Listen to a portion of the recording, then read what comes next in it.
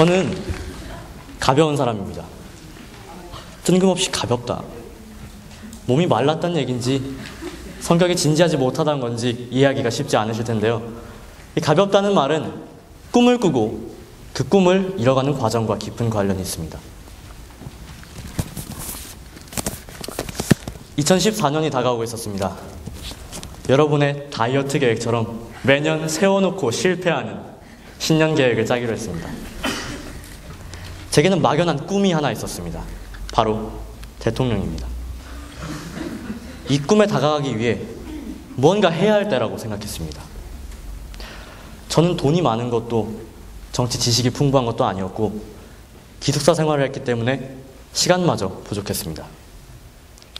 새로운 것을 창조하기에는 좋지 않은 환경이었지만 저는 냅다 부딪혀보기로 했습니다. 뭔가 만들어낼 수 없다면 이미 있는 것들을 잘 이용해보면 되지 않을까? 사람들이 어렵다고 생각하는 정치를 쉽게 알려보자 라는 목적이라면 형식에 얽매이지 않으면서 활동할 수 있을 것 같았습니다. 패기 있게 결심했습니다. 단체를 만들자. 정치에 관심 많은 친구를 수소문해서 난데없이 전화를 걸었습니다. 한 친구는 중학교 1학년 이후 연락을 끊고 살았던 친구였고 다른 한 친구는 바로 여기 미추홀에 재학 중이지만 이름만을 알고 있는 친구였습니다. 저는 그 친구들에게 무작정 전화부터 걸었습니다. 근데 그렇게 2014년 1월 2일 한국푸른정책연구소가 만들어졌습니다. 단체는 만들었는데 도대체 뭘 해야 될지 모르겠는 거예요. 너무 막막했습니다. 아무것도 손에 쥔 것이 없었던 저는 맨몸으로도 할 수 있는 캠페인이나 집회 활동을 하기로 했습니다. 다가오는 3.1절에 독립유공자 후손의 처우 개선을 위한 캠페인을 진행하기로 했습니다.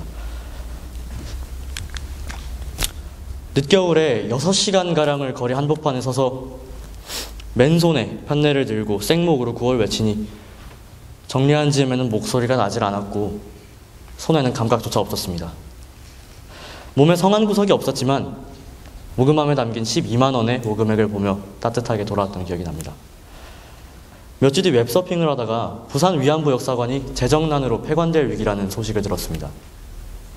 아, 이건 정말 알려야 된다 라는 생각에 지난번의 경험을 토대로 전국 단위 모금 캠페인을 기획하게 됐습니다.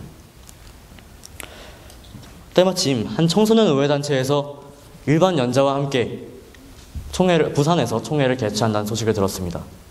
부모님께 말씀드렸습니다. 엄마, 나 부산 좀 갔다 오면 안 돼? 걱정한 눈 치셨지만 결국 제 고집을 꺾지 못하셨습니다. 저는 부산 KTX에 몸을 싣게 됐습니다. 그날 부산은 비가 억수처럼 쏟아졌습니다. 교통이 마비가 되는 바람에 발표 시간은커녕 폐회 시간도 맞추기 힘들어 보였습니다. 총회는 끝났지만 저를 기다리고 있다는 연락을 받고 우산도 없이 미친 듯이 뛰어갔습니다. 막 쩔어가지고 그 초췌한 몰골로 캠페인 참여를 독려한다는 연설을 했습니다.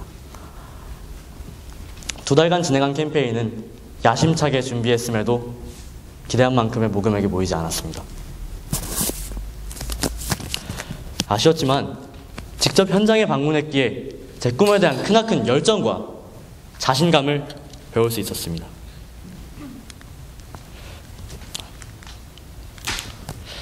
열정과 자신감은 더 많이 부딪힐 수 있는 용기를 북돋아 주었고 더 많은 배움의 기회를 주었습니다. 그 배움으로 성장하던 제게 한 사건이 일어났습니다. 한국독립유공자협회로부터 한 통의 전화가 걸려왔습니다. 웬일로 전화를 나가셨지? 안부라도 전하시려고 그러나. 저는 아무 생각도 없이 전화를 받았습니다. 근데 제가 들은 말은 제 예상을 훨씬 뛰어넘는 것이었습니다. 그때 생각하면 10월 말에 독립군 기념행사가 있는데 저희 단체가 청년 대표로 성명서 낭독을 해달라고 하셨습니다.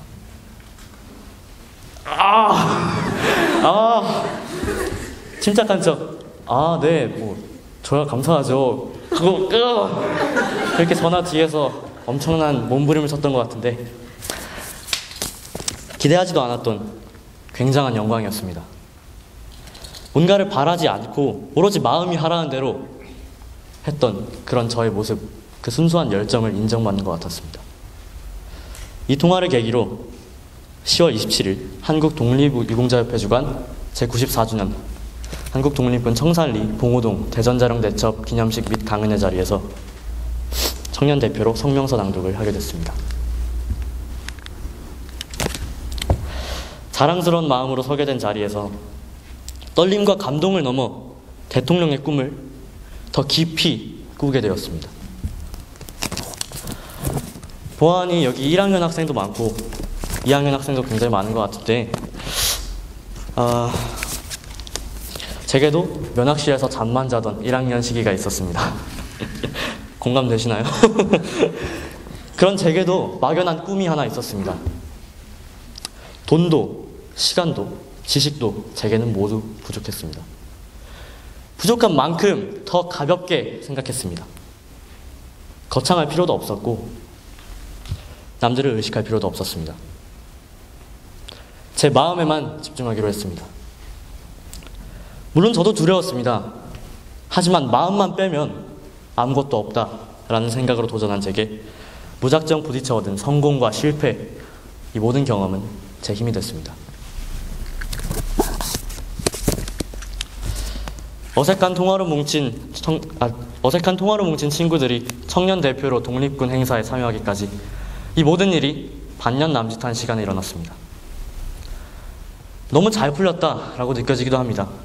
하지만 제가 요행을 바라는 마음이나 타인의 부정적인 시선에 발묶여 있었다면 지금의 영광은 없었을 겁니다. 대통령이라는 꿈을, 그 꿈에 다가서기 위해 저는 무대뽀로 행동했습니다. 오로지 마음이 따르는 대로 행동했습니다. 우리는 관성의 법칙을 알고 있습니다. 그중 정지한 물체는 무거울수록 더 움직이기 힘들다는 것은 과학을 잘 몰라도 자연스럽게 알고 있는 내용입니다.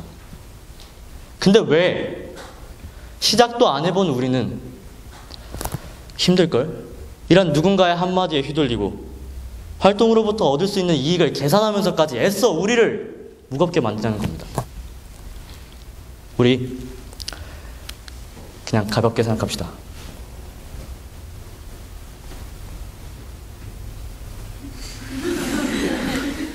가벼운 마음으로 뛰어봅시다.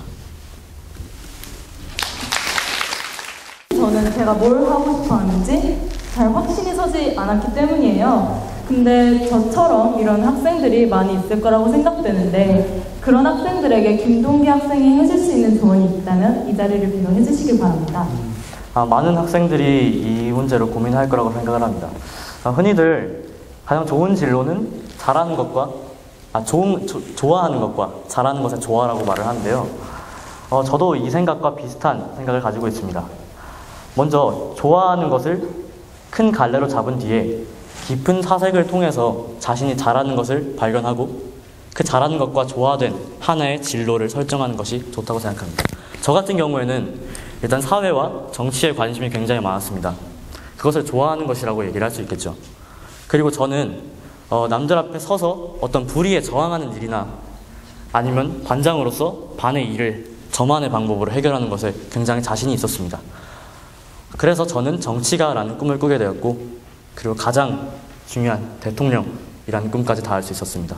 여러분도 이렇게 설정한 꿈에 다가서기 위해서 가벼운 마음으로 그리고 진실된 마음으로 임한다면 누구보다 빛나는 여러분이 될 거라고 생각합니다. 감사합니다. 네.